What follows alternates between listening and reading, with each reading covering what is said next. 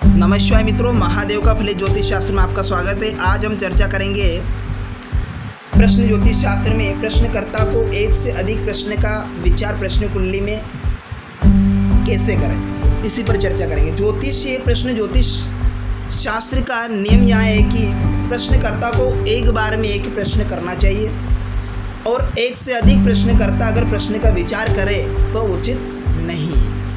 अगर जब एक ही प्रश्न का विचार किया जाता है तब उस समय का क्या करना चाहिए, ज्योतिष को लग्न स्पष्ट कर लेना चाहिए और लग्न स्पष्ट कर हमें क्या कर लेना चाहिए, लग्न कुंडली का निर्माण कर लेना चाहिए।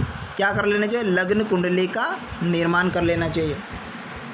और लग्न कुंडली ही उस समय की हमें क्या बन जाएगी, हमारे लिए प्रश्न कुंडली बन जाती है। अब अगर प्रश्नकर्ता एक प्रश्न का जवाब करता है, प्रथम प्रश्न का जवाब करता है, पूछता है प्रथम प्रश्न के बारे में, तो हमें लग्न से देना चाहिए, ठीक है। अगर दूसरे प्रश्न पूछने की इच्छा है उसके मन में तो हमें चंद्रमा से करना चाहिए, चंद्रमा से देखना चाहिए। और तीसरे प्रश्न का जवाब करता है तो हमें सूर्य देवता से देखना चाहिए, सूर्य से उस प्रश्न का विचार करना चाहिए। अगर चौथा प्रश्न का जवाब पूछना चाहता है, विचार है उसके मन में, तो हमें बृहस्पति देव से हमें उसका विचार करना चाहिए।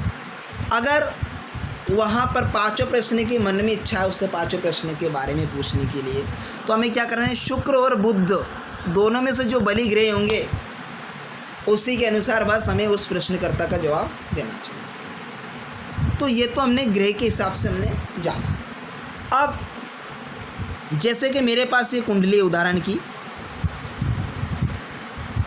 जिस समय जातक मेरे पास आया तो उसे लग्न से मैंने प्रथम प्रश्न का जवाब दिया। अब दूसरे प्रश्न का जवाब अगर प्रश्नकर्ता पूछेगा तो हमें जहाँ पर चंद्रमा बैठे हुए जिस राशि में, उस राशि को हमें क्या कर लेना चाहिए, लग्न मान लेना चाहिए। जैसे कि यहाँ पर वृश्चिक राशि में चंद्रमा बैठे हैं, थर्ड हाउस में, पराक्रम के भाव में, सास वाला भाव, भाई बहन वाले घर में, तो इससे हमें क्या कर लेना चाहिए, प्रश्न कुंडली में जहाँ चंद्रमा बैठे उसको हमें लग्न कुंडली बना लेना चाहिए, अर्थात चंद्र कुंडली।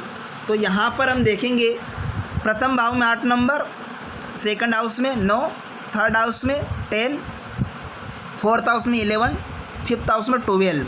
इसी करता हम सभी क्रम से इन अंकों को भर लेते हैं, राशियों को, 3, 4, 5, 6, 7। अब जहाँ पर चंद्रमा बैठे, लग्न में चंद्रमा बैठ गए, वृश्चिक राशि में चंद्रमा थे तो चंद्रमा उसमें बैठा दिया और केतु देव साथ में। इसी प्रकार जिस राशि में जो ग्रह बैठे उसे फिल कर लीजिए।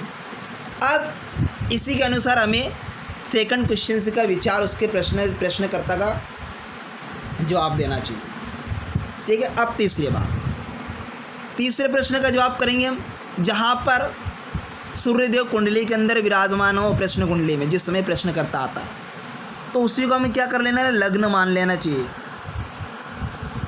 क्या कर लेना, लग्न मानकर ही उसका प्रश्न का जवाब दे तो अच्छा है, बेटर रहेगा। तो हम यहाँ पर 2 नंबर की राशि में सूर्यदेव है तो 2 नंबर को लग्न के प्रथम भाव में रखेंगे, फिर 3, 4, 5, 6, 7, 8, 9, 10, 11, 12 ऐसे हम राशियों को फिल कर लेते और जिस राशि में जो ग्रह बैठे उसे वहीं पर रख दे और प्रश्नकर्ता को तीसरे प्रश्न का जवाब हमें ऐसे सूर्य कुंडली बनाकर देना चाहिए। इसी प्रकार से हमें बृहस्पति, चौथा क्वेश्चन से बृहस्पति को लग्न के सब प्रथम भाव में रखकर ही प्रश्नकर्ता का जवाब को प्रेडिक्शन करनी चाहिए।